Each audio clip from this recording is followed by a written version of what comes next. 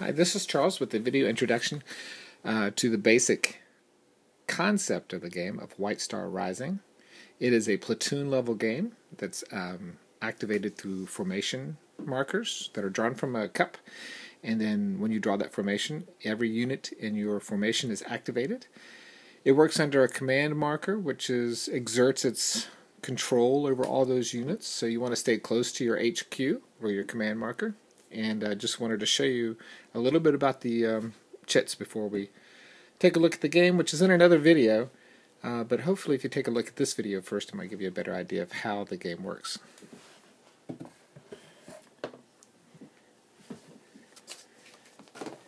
The first, as I said before, is the activation marker for the formation.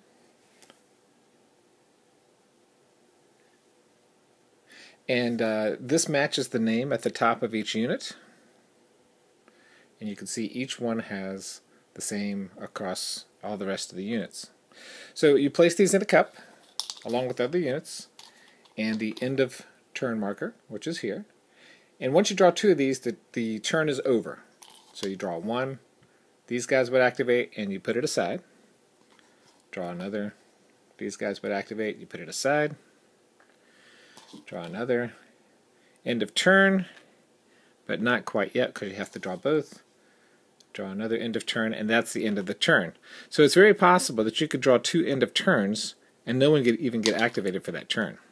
It's possible you could draw two German units and the American player can't react. Now if that happens, what you do is the American player will take one of those end of turn markers and put it on top of the units on the board. That's the way I like to keep track of it. So we know that those units weren't activated. They basically have possession of that, and then when that unit is activated the next turn, this goes back into the cup. So now the turn can end. But if we have the end of turn marker out, the turn can't end until two end of turn markers are drawn. So basically the turn doesn't end until two end of turn markers are drawn, and if one of the players has a hold of them, that's how it prevents that from happening.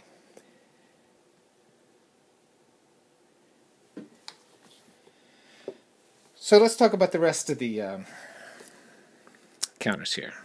This is the HQ. This focus is terrible.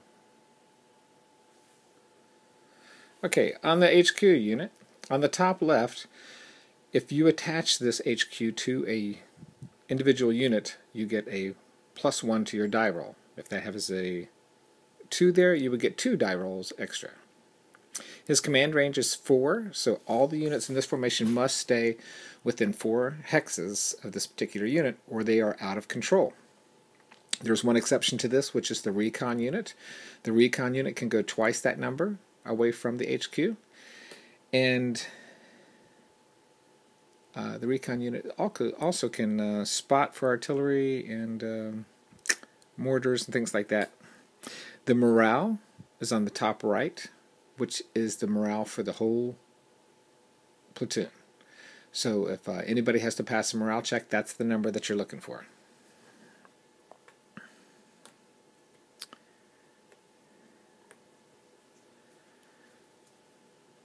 So there's two types of units typically in the game. There's a armor-piercing, hard target, or vehicles, if you want to call them that, are attacked with red numbers. If your unit has a red number, it can attack a hard target. So, if this guy was attacking another tank, he would have a firepower of 3, which means he has 3 dice. The number on the top left, which is a 6, is his range. That's how far he can shoot. The number on the top right is the hit number, so he can hit on a 5 or a 6. You can shoot at extended range, which is double range, and basically you'll add 1 to that 5 and only hit on 6s. So his extended range would be 12, but his standard range is 6. So on a range of 6 or less, he would hit on a 5 or a 6. On 7 through 12, he would hit on 6s only. Now on the bottom left, you'll see a yellow number. Now that's your attack against infantry. Infantry units have NATO symbols. So if it has a vehicle on it, that's a hard target. If it has a NATO symbol, it is a soft target. So the yellow is 2 dice, hitting on a 5 or a 6, and the range is 3. In the middle at the bottom, you'll see a 4, which is the movement rating. On the bottom right, you'll see the close combat rating.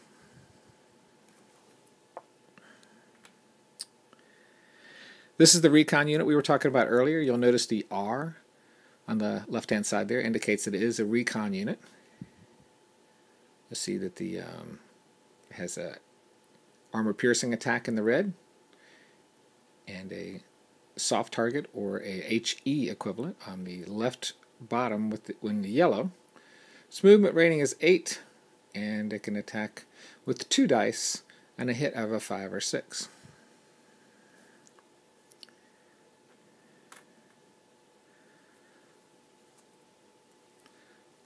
This is a tank, which is similar to the rest of the standard armor-piercing attacks. So this is the full side, and then there is a reduced side, which you'll see the numbers have changed.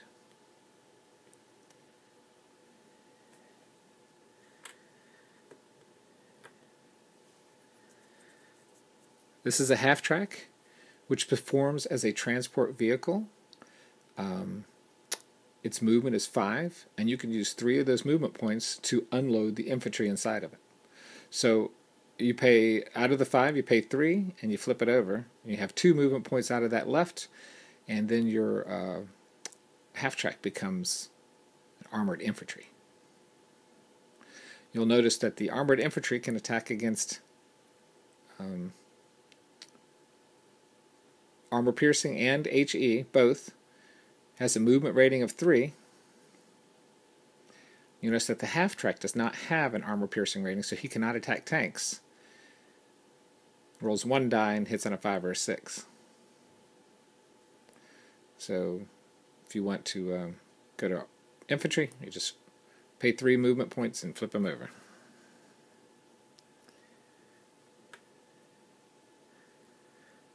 You have standard infantry.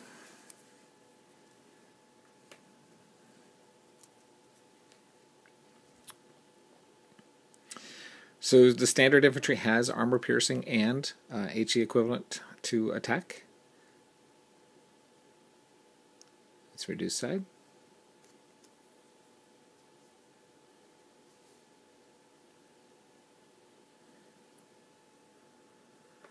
And you can assign support weapons.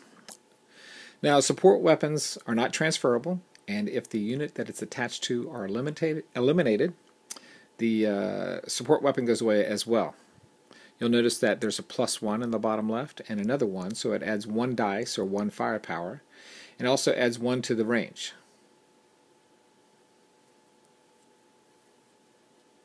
Here we have bazookas.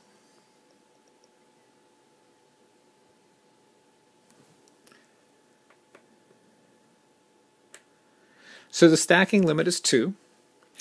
HQs and support weapons don't count against the stacking limits. So if we draw a chit, pretending this is the beginning of the game, and we have an end of turn marker.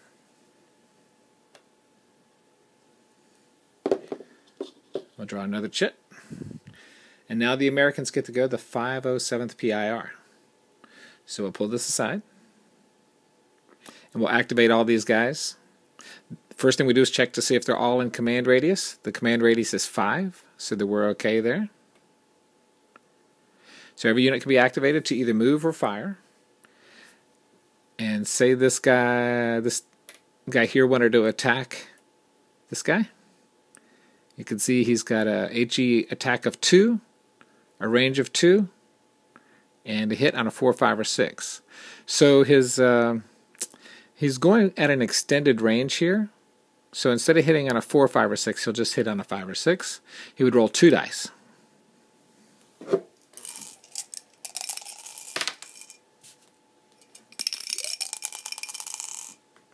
And he rolls a 6, and he hits. And so now we get a disruption marker on this guy. Disruption means that you can't move towards the enemy, or you can't fire. It does not mean anything other than that. You can still move around with your full movement value, and during the rally phase you can try to roll against your morale to try to get that unit undisrupted. So let's say our next draw was this, the end of turn marker, the second end of turn marker. So neither one of these guys got to go. So I'd put one here and one here. And until those formations are activated, they wouldn't get to go. So that's the end of the turn. We move up to turn 2. And now we draw a chit. So we drew the KG back, but if we had drawn the 507 PIR, they get to go again. But let's do the KG back. Say we're doing a fire order and shooting straight back, and we did all that. Then after we did our fires, we put ops completes markers on there, which I should have done here for his fire.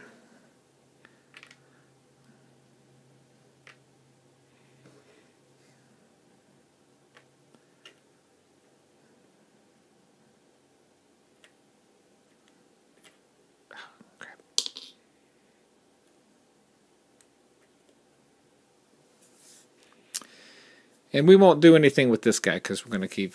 This is a defensive scenario, so it's hard to do opportunity fire because those Americans really aren't going to move. But if I did want to leave him unused, I just don't put don't do anything with him, and I don't put an ops complete marker on him. Therefore, he's eligible for opportunity fire anytime somebody moves within his line of sight. We're also on a hill, and we have a problem right there. But let's draw our next marker. Oops. Draw the 507 PIR. Oh, also, when we drew that KG back marker, we'd throw that back into the cup. The 507th would do its actions. Second end of turn marker doesn't count. Now the other unit here, they've been drawn, and now their end of turn marker would come back in. We remove the markers for that team.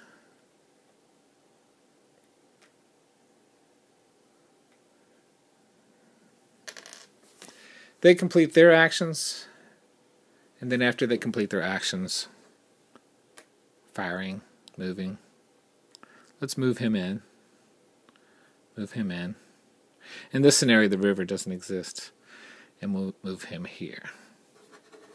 So now we have ops complete on all those guys. And of course, the last thing to draw is the end of turn marker. That's the end of the turn. And that's it for the mechanics of the game.